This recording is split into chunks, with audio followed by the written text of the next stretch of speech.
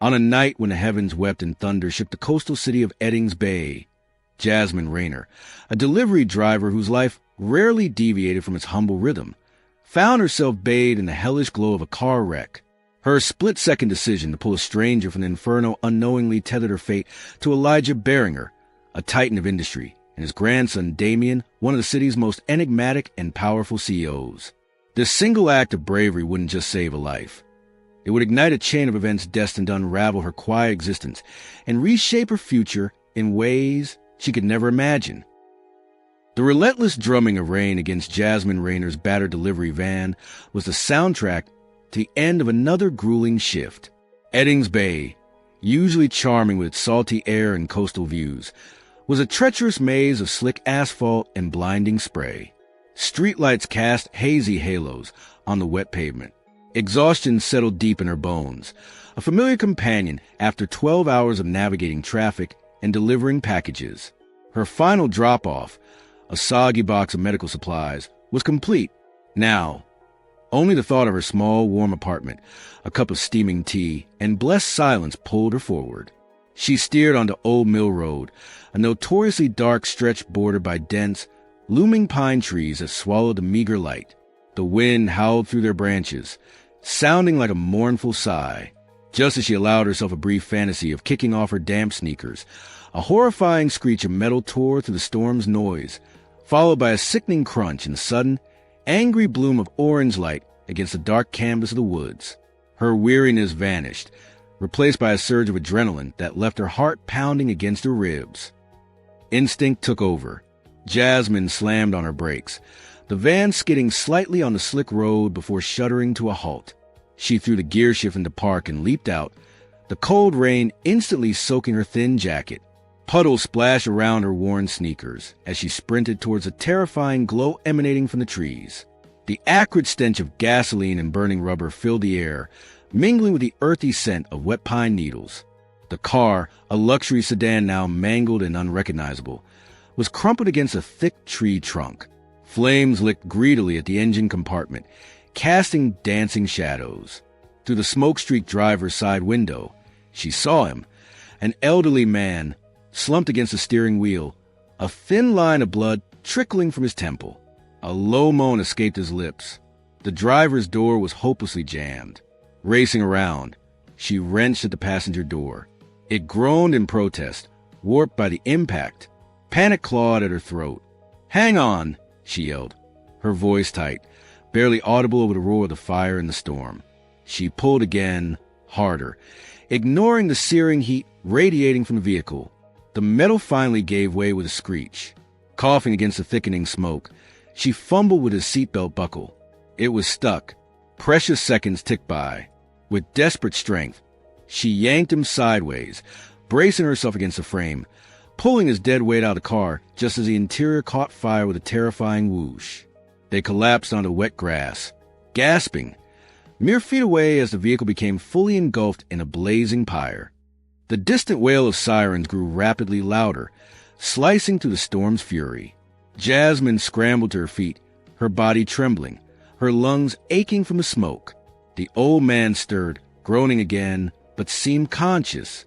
Relief washed over her, quickly followed by an inexplicable urge to flee. She hadn't stopped to think, only to act. Now the reality, the police, the questions, the attention, felt overwhelming.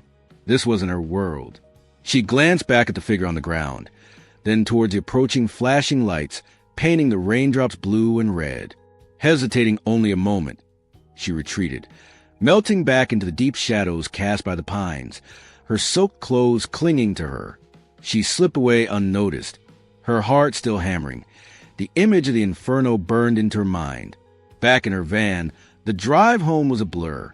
She couldn't shake the feeling of the man's fragile weight in her arms or the intense heat of the flames. Had she done the right thing by leaving? Would he be okay? Sleep offered no escape that night.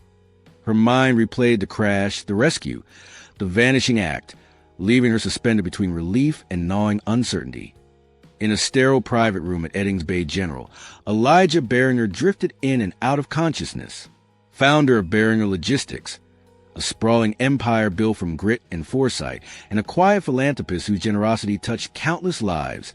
He was now a patient, tended by concerned nurses. His injuries, minor burns along his arms, 3 fractured ribs, and a concussion, were painful but not life-threatening, a miracle given the state of his car. Through the haze of medication and trauma, fragmented images surfaced. The suffocating smoke, the terrifying heat, and then a face. Young, determined, framed by damp hair. He remembered her voice, urgent yet steady, coaxing him. "Hold on, please, just hold on." He remembered the surprising strength in her arms as she pulled him free. But her face remained blurry, her identity a blank. Who was this angel who had materialized from the storm and vanished just as quickly? The memory of her eyes, wide with fear but resolute, lingered, a beacon in the terrifying darkness of the crash. He knew, with absolute certainty, that he owed her his life. The call from the hospital jolted Damien Beringer from a late-night conference call. News of his grandfather's accident hit him like a physical blow. Damien, the sharp-suited, intensely private CEO who now steered the Beringer empire, was rarely shaken. His life was a carefully controlled sequence of boardrooms, strategies, and calculated risks. But Elijah wasn't just a company founder. He was the anchor of Damien's life, the man who'd raised him after his parents' death. Hearing that Elijah was alive only because of an unknown Samaritan ignited a fierce, unfamiliar protectiveness in Damien. The usual pressures of market shares and acquisitions faded into insignificance. Finding this woman became his sole focus. He arrived at the hospital, saw Elijah resting, heard the fragmented story of the rescue, and made a silent vow. He would leverage every resource at his disposal: the company's security division, private investigators, the vast network of Beringer logistics, to find the person who had risked everything for his grandfather. This wasn't business. It was deeply personal. Damien's search began immediately. His team scoured police reports, EMT logs, and hospital intake forms, but the rescuer had left no trace. The breakthrough came from a grainy surveillance camera feed from a gas station located half a mile before the crash site, time-stamped just minutes before the accident. It showed a battered, older model delivery van turning onto Old Mill Road. It wasn't much, but it was a start. Cross-referencing the van's description with local delivery companies operating that night proved tedious. Days bled into a week. Damien, usually impatient with anything less than swift results, found himself personally invested, poring over employee manifests and delivery routes alongside his security chief. Finally, a match, a small, independent courier service. Digging deeper, they isolated drivers' roster for late shifts in that area. One name emerged alongside a blurry employee photo in a delivery log ending near the crash site: Jasmine Rayner. Digital footprints, sparse social media, utility bills, slowly painted a picture of quiet life lived on the city's margins. Persistence, fueled by gratitude, had led him to her doorstep. It was a gray, drizzly afternoon, mirroring the day of the crash, when Jasmine heard the knock. She wasn't expecting anyone. Peeking through the peephole, she saw a man standing on her small porch, impeccably dressed in a tailored suit that seemed out of place in her modest neighborhood. He held a vibrant bouquet of tulips, their colors a stark contrast to the dreary day.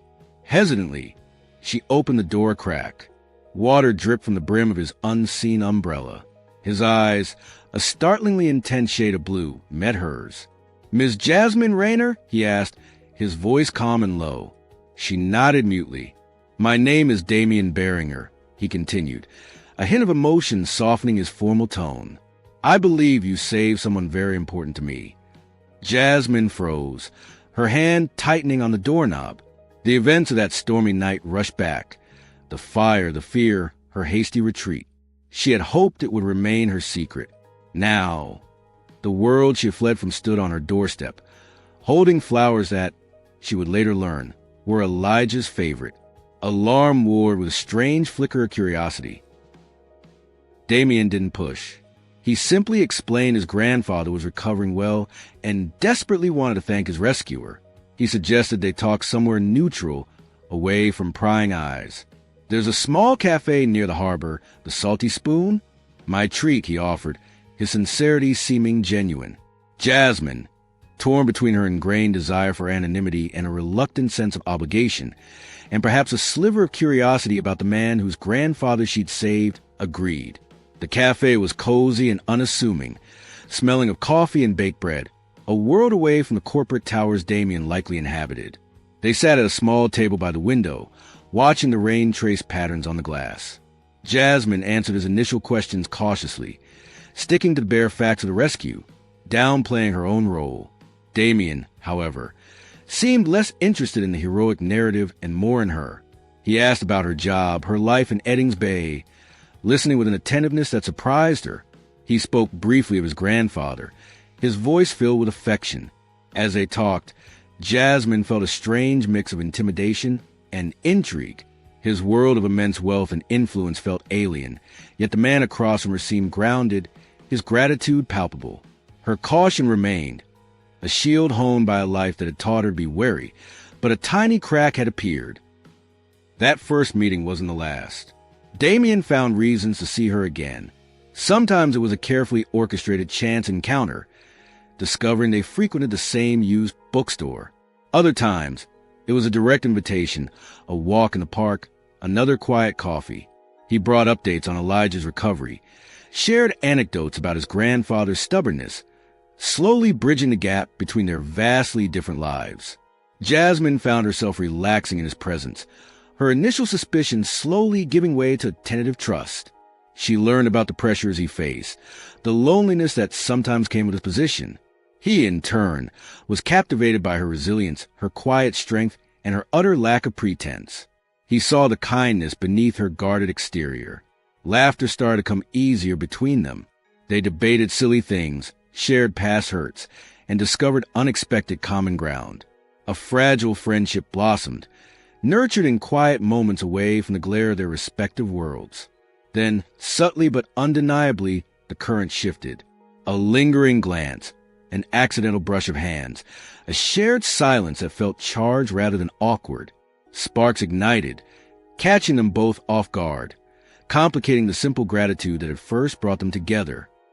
Weeks turned into a month, then two. Jasmine and Damien settled into a comfortable, if secret, rhythm. They explored hidden corners of Eddings Bay, shared late-night phone calls, and slowly let their guards down. For Damien, Jasmine was an escape, a breath of fresh air that cleared the stale atmosphere of corporate politics. She saw the man, not the CEO. For Jasmine, Damien represented a world she'd never imagined being part of, yet he treated her with respect and genuine interest that made her feel valued, seen for who she was beyond her job title. Elijah, now fully recovered and aware of their growing connection, watched with quiet approval, seeing a light return to his grandson's eyes. It felt like a tentative, fragile peace had settled over them, a bubble of normalcy where their different backgrounds didn't seem to matter as much. They were simply two people finding solace and connection in each other. But forces beyond their quiet cafe meetings were stirring. A curious reporter, chasing a lead about Elijah Beringer's mysterious accident, started asking questions, connecting whispers of heroic rescue to the CEO's sudden, uncharacteristic interest in an unknown woman. The calm was about to break. It started with a single blurry photo in a gossip column, Damien and Jasmine leaving the quiet cafe, captioned, "CEO Beringer's mystery woman?" Within days, the floodgates opened. Once Jasmine's identity was confirmed, the media descended like vultures. Reporters camped outside her apartment building, shouting questions whenever she dared to step outside. Paparazzi followed her delivery route, their lenses intrusive and violating. Tabloids dug into her past, twisting mundane details into scandalous headlines. An old, unpaid parking ticket became a history of delinquency. A difficult family relationship was painted as a source of instability. She was labeled a gold digger, a social climber, an opportunist using the accident to snare a wealthy bachelor. Her quiet, unassuming life was ripped apart and put on display for public consumption. Overwhelmed and heartbroken by the cruelty of strangers, Jasmine retreated. She deactivated her social media profiles, changed her phone number, and stopped answering the door. The connection she started to build with Damien felt tainted, impossible under the harsh glare of the spotlight. She felt exposed, judged, and utterly alone. News of the media frenzy reached Damien instantly. His initial reaction was cold fury at the ravenous press for their callous disregard for Jasmine's privacy, at the public for consuming salacious headlines, and even irrationally at himself for bringing this chaos into her life. He felt a surge of protectiveness, so fierce it surprised him. He tried calling her, texting, even driving to her apartment, but she shut him out, erecting walls thicker than any he had encountered in the boardroom. He understood her fear, her need to withdraw, but it hurt nonetheless. His anger warred with a deep sense of responsibility. He had pursued her, drawn her into his world, however unintentionally. Leaving her to weather the storm alone was unthinkable. This wasn't a corporate crisis to be managed with strategy memos. It was about protecting the woman he was falling for. He realized silence wasn't the answer. He couldn't undo the damage, but he could try to control the narrative, to defend her honor, even if it meant stepping further into the public eye he usually avoided. Against the advice of his PR team, who recommended a quiet statement or simply waiting for the news cycle to move on, Damien decided on a bolder approach. He called an impromptu press conference at Beringer Tower. The room was packed, buzzing with anticipation. Flashbulbs popped as Damien, looking composed with a fire in his eyes, stepped up to the podium. He didn't read from notes. He spoke directly, his voice cutting through the murmurs. He recounted the night of the accident, detailing the severity of the crash and the imminent danger his grandfather faced. Then he described Jasmine's actions, not as a vague anecdote, but as a specific act of selfless courage, pulling Elijah from a burning car seconds before it exploded. He spoke of her humility, her desire for anonymity, and how the media had repaid her bravery with harassment and slander. He condemned their tactics, their intrusion into her life. Then, looking directly into cameras, his voice thick with emotion, he delivered the final, unrehearsed lines. This woman asked for nothing. She risked everything. You owe her your respect. And I owe her my heart. A stunned silence fell over the room. Damien's raw, impassioned defense was broadcast live and quickly went viral. The effect was dramatic and almost immediate. News outlets that had painted Jasmine as an opportunist scrambled to retract or reframe their stories. Editorials appeared praising her bravery and condemning the media's earlier treatment. Social media, once filled with speculation and judgment, now flooded with messages of support for Eddings Bay hero. People shared stories of their own everyday heroes. The narrative pivoted. Jasmine was no longer a scandal, but a symbol of courage and decency. Damien's public declaration of love added a layer of romance that captivated the public imagination. Yet, amidst the outpouring of support, Jasmine remained secluded. The public shift was validating, but the wounds from a media onslaught were still raw. Trusting the world again, trusting Damien after feeling abandoned to the wolves, felt like a monumental task. The public apology was one thing. Rebuilding personal faith was another. A few evenings later, a simple, hand-delivered envelope arrived at Jasmine's door, bearing the elegant return address of the Beringer estate. Inside, on heavy cream stationery, was a letter written in a strong, slightly shaky hand. It was from Elijah. He wrote not just of his immense gratitude for her saving his life, expressing it with a depth and sincerity that resonated beyond mere words, but he also spoke of the change he saw in Damien. You didn't just pull me from a wreck, my dear, he wrote. You pulled my grandson from a different kind of isolation. You reminded him what truly matters, connection, courage, kindness. You reminded me, too. He didn't pressure her, didn't mention the media storm directly, but simply offered his unwavering support and respect. He ended the letter with a simple, heartfelt plea. Don't let the noise drown out the truth of your own good heart or the sincerity in Damien's. Reading Elijah's words, feeling the weight of his wisdom and gratitude, chipped away at another layer of Jasmine's protective wall. Encouraged by Elijah's letter, Jasmine agreed to meet Damien, not at a cafe, not near their homes, but at sprawling Bayview Park, a place large enough to offer anonymity, the same park where they'd shared one of their first comfortable conversations weeks ago, before the chaos erupted. They walked along a path overlooking the water, the initial silence thick with unspoken thoughts. The late afternoon sun cast long shadows. Finally, Jasmine stopped, turning to face him, the breeze catching strands of her hair. "You didn't have to do that," she whispered, her voice barely audible above the distant sounds of the city. The press conference. Putting yourself out there like that. Damien met her gaze, his own eyes reflecting the vulnerability he rarely showed. "I know," he replied softly, simply, "but I wanted to. For you, for us." There was no defensiveness, no expectation, just a statement of intent. In that moment, Jasmine saw past the CEO, past the public declaration, and saw the man who seemed willing to fight for her, not just against the press, but for her trust. That walk marked a turning point. They didn't rush back to where they were. Instead, they started again, building on a foundation now tested by fire. Slowly, deliberately, they carved out space for honesty.